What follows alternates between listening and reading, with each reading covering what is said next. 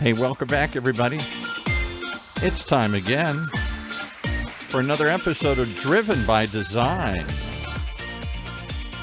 the only show that shows you the future of design and what drives us today, one conversation at a time, with the man who seems to talk to everybody from his new office and outdoor park in the middle of Santa Monica here. I bring you the one and only Brian Thompson. Hey, Brian. Thank you. Oh my gosh, we are on location today in Santa Monica. I figured we'll do this outside. Why not? It's such a beautiful day sitting here this is not a virtual background. This is the real deal. I figure that's sort of the future of automotive. You can be and will be everywhere all at the same time. But I'm very excited about our guest today because he represents a company that I think is right on the verge of the paradigm shift in automotive design in terms of autonomous cars and where we're going. Zing Automotive has, in my opinion, maybe solved the issue that none of the other startups are thinking about. So without further ado, Brent, I'll let you introduce yourself. Let's welcome to the show. Thank you very much. Yeah, my name is Brent Shedd. As mentioned, I run a startup, and we're developing electric autonomous ground service equipment for airlines and cargo operators. Indeed, you are. It's a cool space to be in. Yes, talk to me a bit about this because, my background being in automotive design, I've working with Nissan and major OEMs, and then now mostly with startups who are doing autonomous cars. The one thing I really noticed that they all haven't sort of got yet, which you guys seem to have, is you're providing this platform that is completely modular, meaning if what's happening today is giving access to growth for your company as far as where it will go in the future. Can you tell people in a nutshell, what is the essence of your company? Why did you create it? Yeah, I think you designed it, you described it pretty well. The use cases for autonomy are manifold, right? Mm-hmm. But there are some use cases that just kind of rise above the rest. And the airport tarmac is a space that hasn't seen significant, technological advancement in 50 years, right? So you've got heavily polluting vehicles that are all super mission specific. And in most cases, it's all old technology, right? So to be able to take an approach from an autonomy first kind of perspective to that tarmac and reimagine, why do we have so many different vehicles when in fact, if we created a natively autonomous vehicle from the ground up, it could replace a bunch of these existing polluting vehicles. It would make the tarmac incredibly safer. It would lower operating costs, 70% plus. I mean, it completely transforms the environment.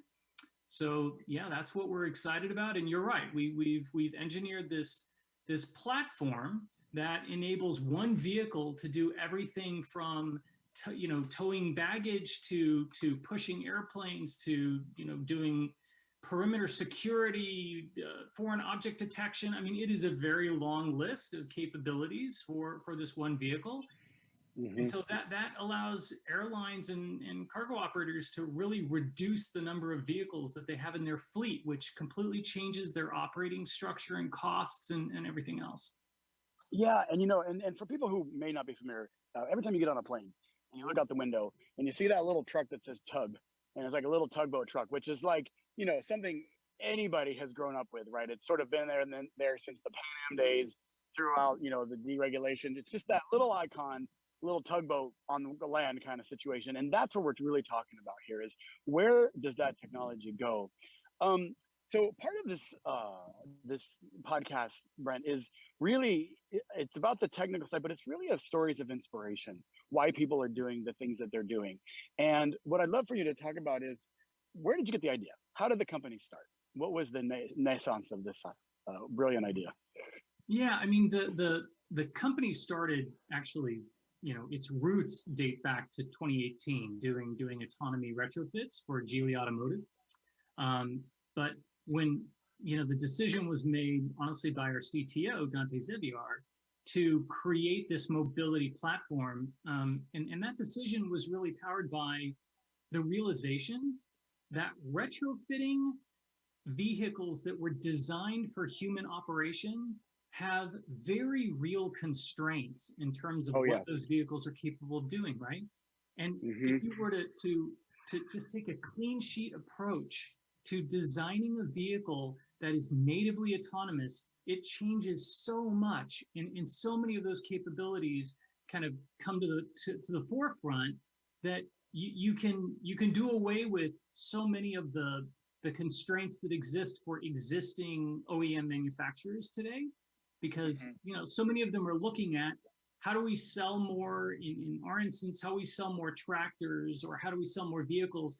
Let's throw some autonomy on there, and we'll continue to sell the tractors that we've got, versus, again, taking our approach, which is, if you look at this from a clean sheet perspective, it's not just about the vehicles and the design of the vehicles. It's what those vehicles are capable of doing, operating as a team on the tarmac, right?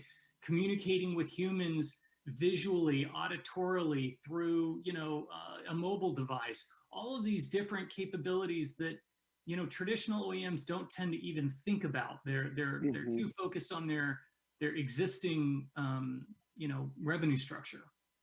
Absolutely. I think one of the things you touch on is you're really talking about level one before autonomy, right? So Yeah. for those who do watch this podcast from time to time, I'd say a lot of the fans would be familiar with the ideas of different levels of autonomy. But basically, level one would be something like ABS in a car, something that the computer is making the decision for you, and then you get all the way to like level 2, 3, which still has a steering wheel.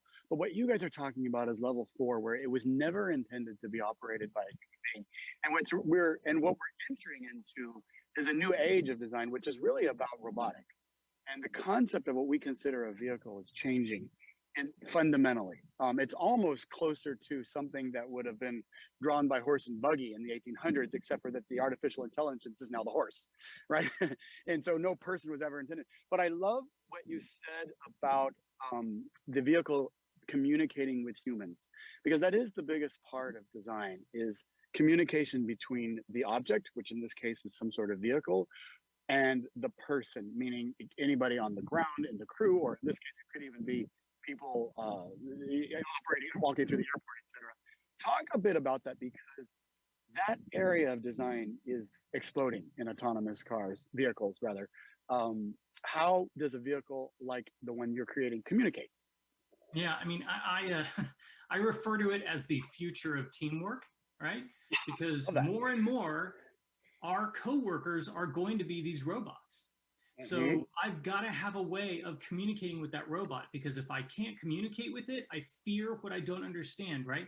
So if I don't know, if it knows that I'm here, it may wind up hitting me, or it may wind up taking my job, or who knows? It's my robot overlord, right?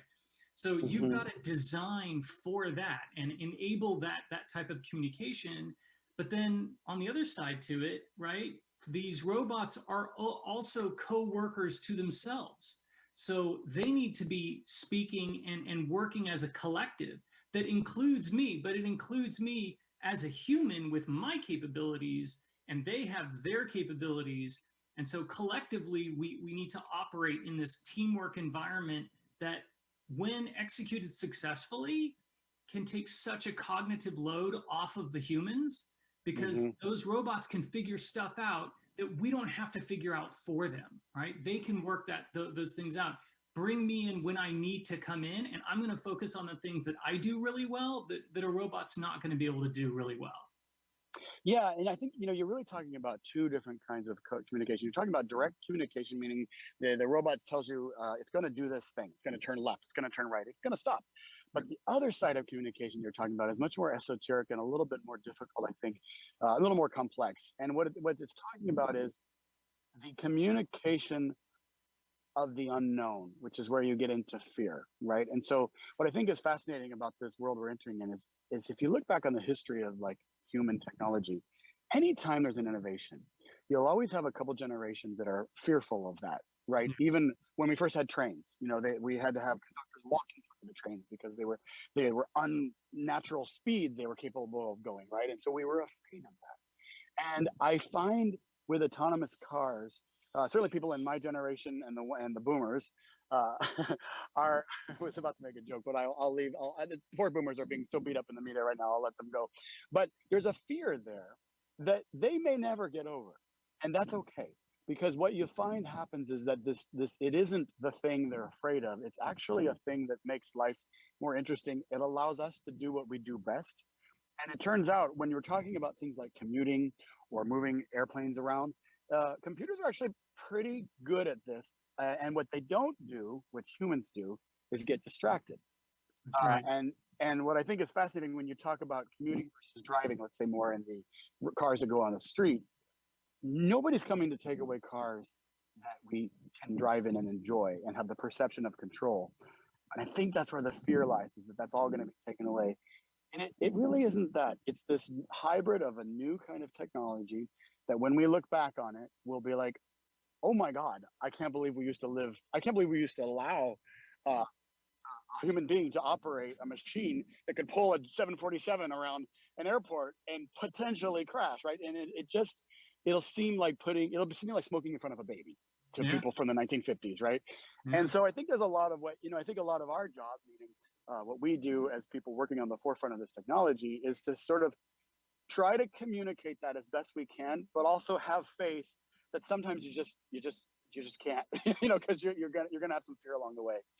Well, and a lot of people don't realize that every year, $10 billion of damage happens on the tarmac, 3.5 billion in the US alone, caused by human operators that get too close to the air intake on the engine, and it sucks one of those cargo containers into the engine, or they get out of the baggage tractor and they forget to put on the brake, and the baggage tractor just runs right into the plane, right? So that impacts everybody on that plane. That plane's not leaving now.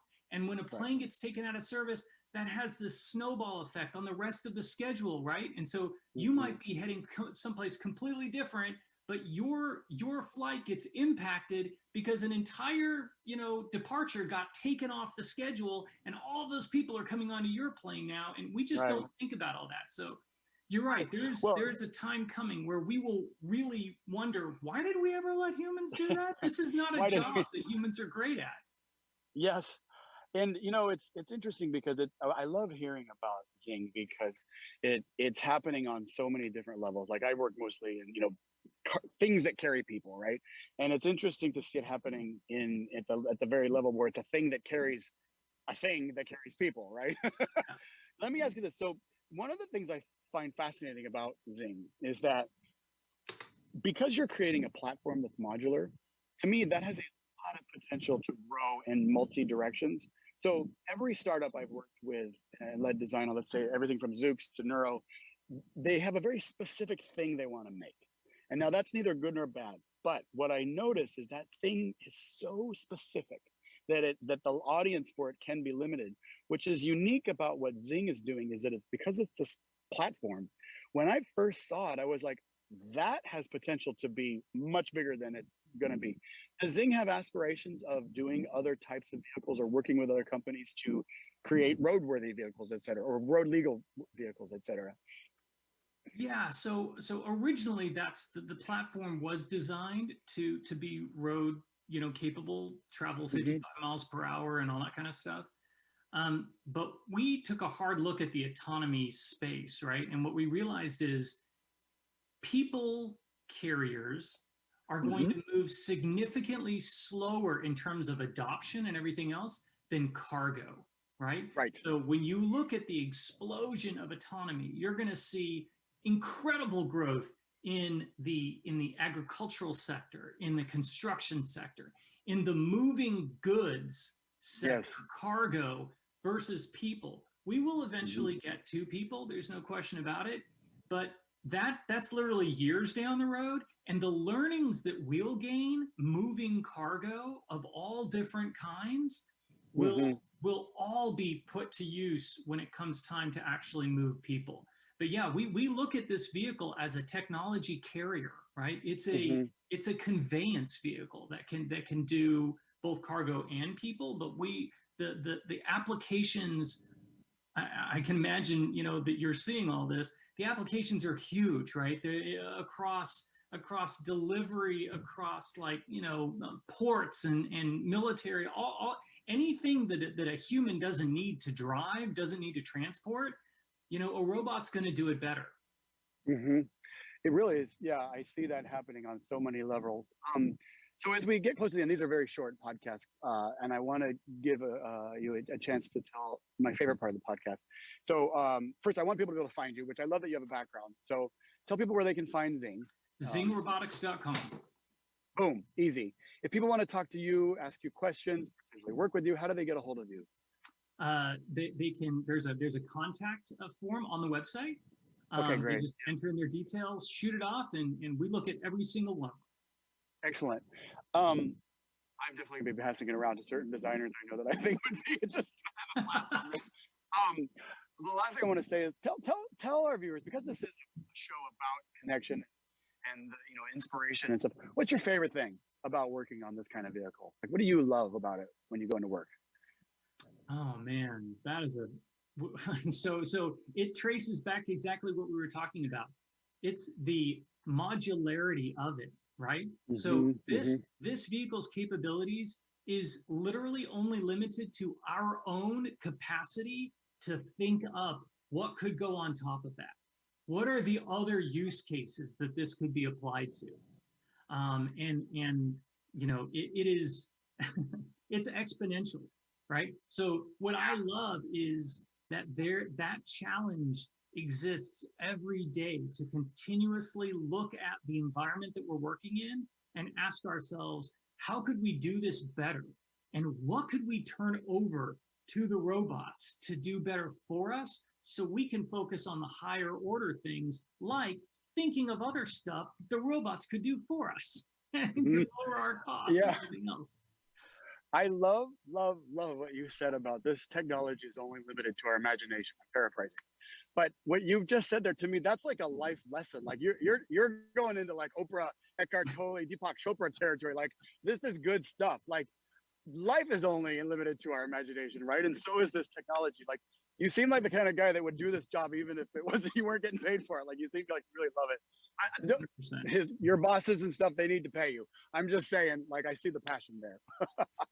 100%. Well, listen, thanks for coming on the show. This is I'm really excited to watch this company grow. I have it personally marked, and I really let's plan to have you come back as this grows, and I'd love to hear more about it as it goes on. Thank you, Brian. ZingRobotics.com, everybody, check him out.